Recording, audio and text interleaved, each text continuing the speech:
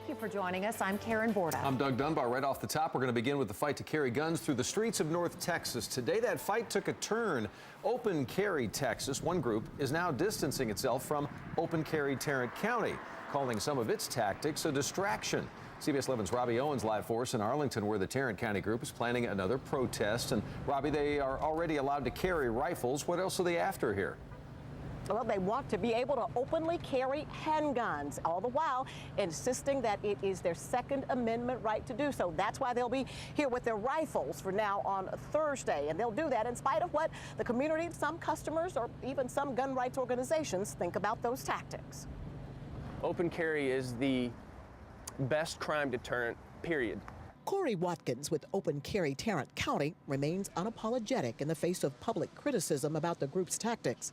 Citizens are calling in. They're seeing you guys walk around town. The local gun rights group came under fire last week after members entered a Fort Worth fast food restaurant armed. Police responded to what they thought was a burglary in progress. Watkins insists that it was all a misunderstanding, but still maintains that frightened customers are not his concern. People are going to be alarmed, and they're entitled to their own feelings, but we shouldn't restrict people from doing stuff because other people feel or think a certain way. Open Carry Tarrant County is similar to, but should not be confused with, Open Carry Texas. Open Carry Texas requires local chapters to notify police prior to a march and to also carry signs and flags in order to avoid frightening customers. Founder C.J. Grisham told me today, quote, "This is not to say that one is right and one is wrong. We just do things differently." We have no way of knowing as patrons or as employees who these individuals are. But a group of activist moms are working to turn public sentiment against these armed marches, saying armed demonstrators and a frightened community are not a good mix.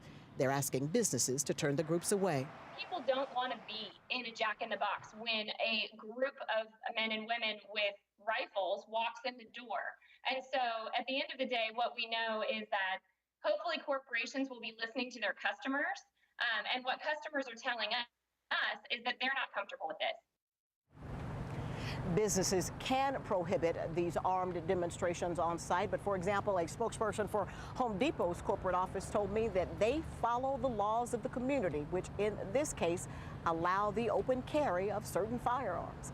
Live in South Arlington, Robbie Owens, CBS 11 News. Robbie, thanks. An understatement to say that there's no shortage of opinions on this one. Share your thoughts on the issue. Reach out to us on Facebook as well as Twitter.